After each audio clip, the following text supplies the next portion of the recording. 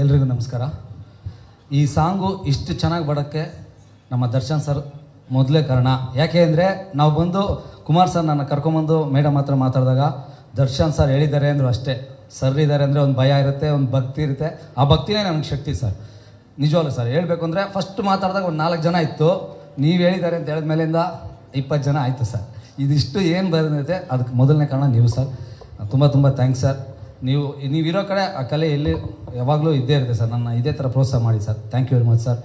ಎರಡನೇದಾಗಿ ನಮ್ಮ DOP ಕುಮಾರ್ ಅವರು ಕರ್ಕೊಂಬಂದು ನನ್ನ ಮೇಡಮ್ನ ಪರಿಚಯ ಮಾಡಿದ್ರು. ಅವ್ರಿಗೂ ಥ್ಯಾಂಕ್ಸ್. ಯಾಕೆಂದರೆ ಅವರು ಫಸ್ಟು ತುಂಬ ನಮ್ಮ ಜೊತೆ ಎಲ್ಲ ಅಷ್ಟೇನು ವರ್ಕ್ ಮಾಡ್ತಿದ್ರು. ಅವಾಗಿಂದನೂ ನಮ್ಗೆ ತುಂಬ ಪರಿಚಯ. Thank you Kumar sir.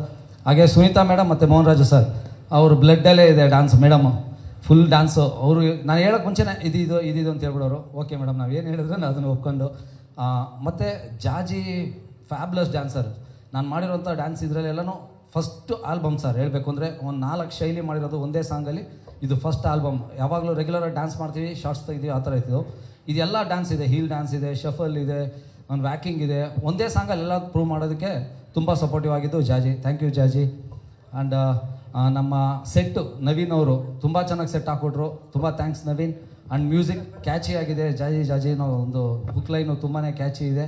Thank you very much. ಹಾಗೆ ನಾನು ಕಾಸ್ಟ್ಯೂಮ್ ಡಿಸೈನರು ಅಷ್ಟೇ ತುಂಬ ಚೆನ್ನಾಗಿ ಕಾಸ್ಟ್ಯೂಮ್ ಡಿಸೈನ್ ಮಾಡಿಕೊಟ್ರು. Thank you everyone. Love you all. Sir ಕರೆಕ್ಟಾಗಿ ಮಾತಾಡೋದಾ?